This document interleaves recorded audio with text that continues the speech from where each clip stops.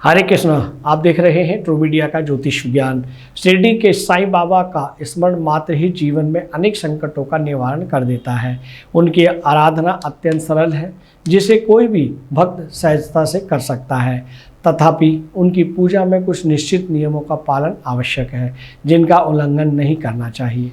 गुरुवार का दिन विशेष रूप से साईं बाबा की पूजा के लिए समर्पित है, क्योंकि यह दिन उनका माना जाता है। साईं बाबा अपने भक्तों के निश्चल प्रेम के भूखे हैं और वे सदैव अपने अनुयायियों से प्रेम व श्रद्धा की अपेक्षा रखते हैं। सच्चे हृदय से उन्हें अर्पित किया गया एक पुष्प भी भक्त के सभी दुखों को हर लेता है।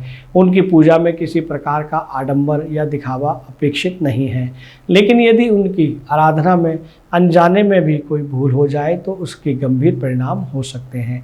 आइए जानते हैं कि साईं बाबा की पूजा में कौन सी गलतियां नहीं करनी चाहिए।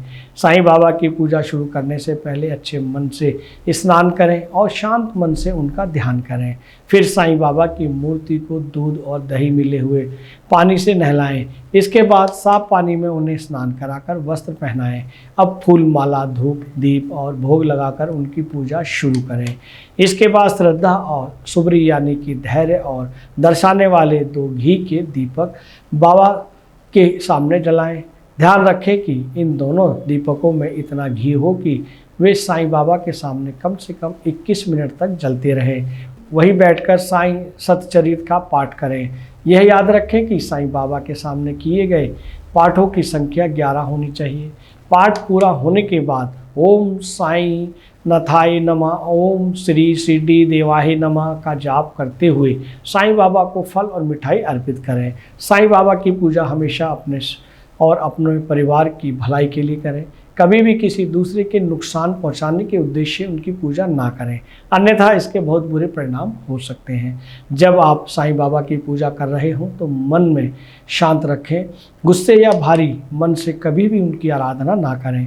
यदि आपका पूजा या कोई पाठ करने का मन नहीं है तो साईं बाबा के सामने अपनी इस भावना को व्यक्त करें और उनसे क्षमा मांग लें। साईं बाबा की पूजा में चढ़ाया गया जो भी प्रसाद बच जाए उसे अगले दिन के लिए ना रखें, उसे गरीबों में दान कर दें या फिर जानवरों को खिला दें। साईं बाबा की पूजा में दिखावा करने से बचें।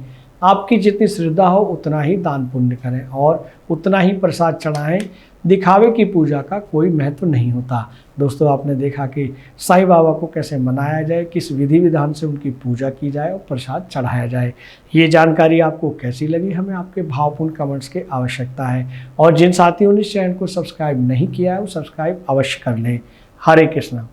अगर आप ये वीडियो YouTube पर देख रहे हैं तो हमारे चैनल को सब्सक्राइब करें और बेल आइकन को दबाना ना भूलें। अगर आप Facebook पर ये वीडियो देख रहे हैं तो हमारे पेज को लाइक करें।